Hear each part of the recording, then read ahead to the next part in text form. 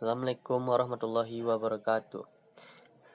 Baiklah, ini hasil diskusi manajemen lembaga keuangan syariah non-bank yang berjudul Dana Pensiun, yang beranggota 3 orang, yaitu Lucy Carmila, NIM 1930401068, dan Miftahul Nur Fadilah 1930401073, dan dengan saya sendiri Rahmat Ibnu Yahya, NIM 1930401105.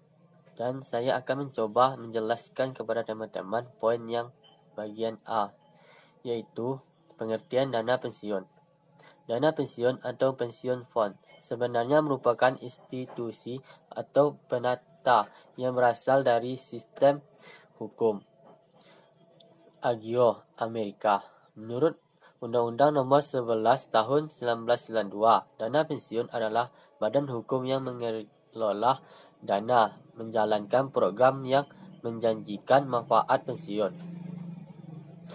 Dalam kamus manajemen, dana pensiun adalah yang disiapkan oleh suatu peserta serikat pekerja, badan usaha pemerintah atau organisasi lain untuk membayar dana pensiun dari pekerja yang telah pensiun.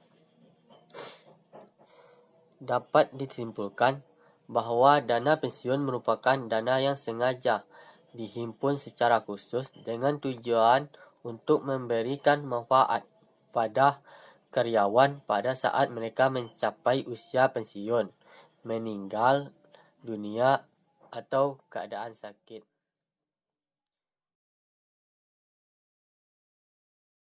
Selanjutnya yaitu B. Produk program dana pensiun.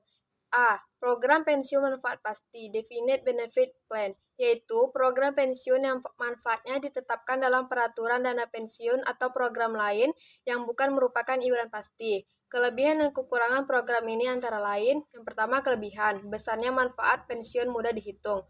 Yang kedua, lebih memberikan kepastian kepada peserta. Yang ketiga, lebih mudah memberikan penghargaan untuk masa kerja lalu.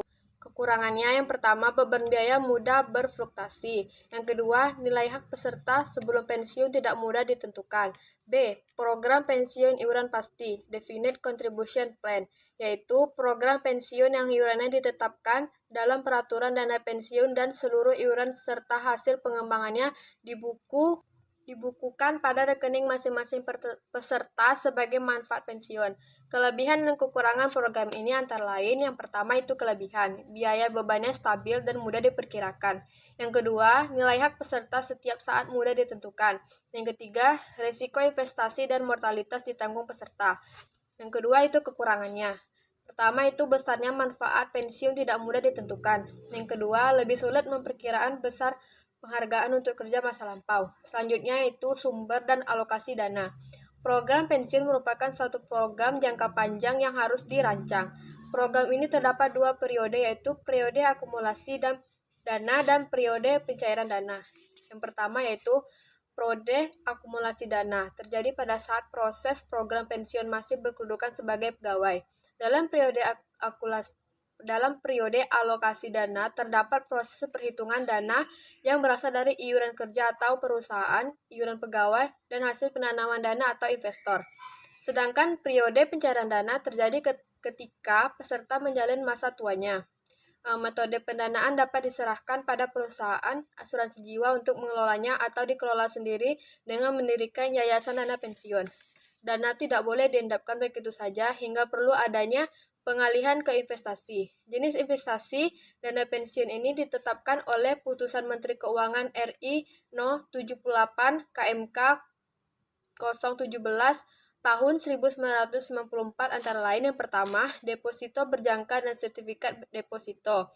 Yang kedua, saham, obligasi, dan surat berharga lainnya. Yang ketiga yaitu surat berharga pasar uang yang diterbitkan dalam hukum yang didirikan berdasarkan hukum Indonesia. Baiklah, saya Lucy Carmila akan mencoba menjelaskan kepada teman-teman mekanisme operasional pensiun syariah. Sejauh ini, program pensiun syariah di Indonesia masih dilaksanakan secara terbatas oleh DPLK, Dana Pensiun Lembaga Keuangan, di beberapa bank dan asuransi syariah. Umumnya, produk DPLK Syariah merupakan salah satu produk penghimpunan dana yang ditawarkan oleh bank atau asuransi syariah untuk memberikan jaminan kesejahteraan di hari tua atau di akhir masa jabatan karyawan ataupun nasabahnya. Prosedur yang harus dilalui oleh peserta program DPLK Syariah umumnya adalah: yang pertama, peserta merupakan perorangan atau badan usaha. Yang kedua, usia minimal 18 tahun atau telah menikah. Yang ketiga, mengisi formulir pendaftaran kepesertaan DPLK Syariah. Yang keempat, iuran bulanan dengan minimum jumlah tertentu, misalnya Rp100.000. Yang kelima, menyerahkan kopian kartu identitas dan kartu keluarga.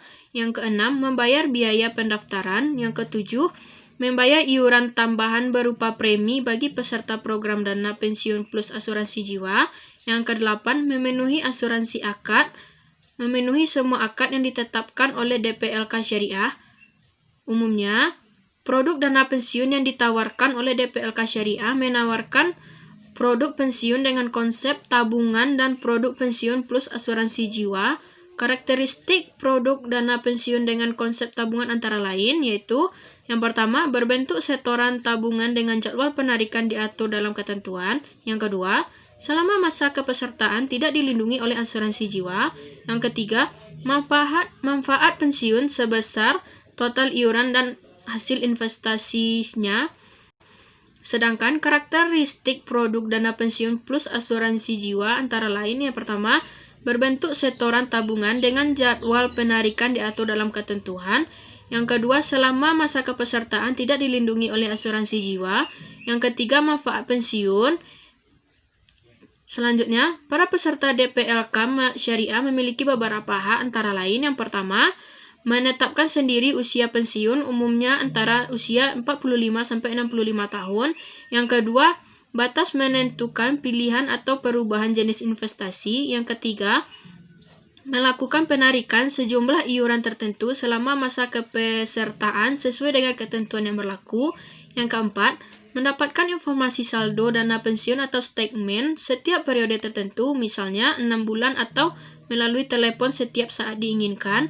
Yang kelima, menunjuk dan mengganti pihak yang ditunjuk sebagai ahli warisnya. Yang keenam, memilih perusahaan asuransi jiwa guna memperoleh pembayaran dana pensiun bulanan. Yang ketujuh, mengalihkan kepesertaan ke DPLK lainnya. Yang kedelapan, memperoleh manfaat pensiun. Hanya itu yang dapat kami sampaikan kepada teman-teman. Apabila ada salah dan jangka, kami mohon maaf. Assalamualaikum warahmatullahi wabarakatuh.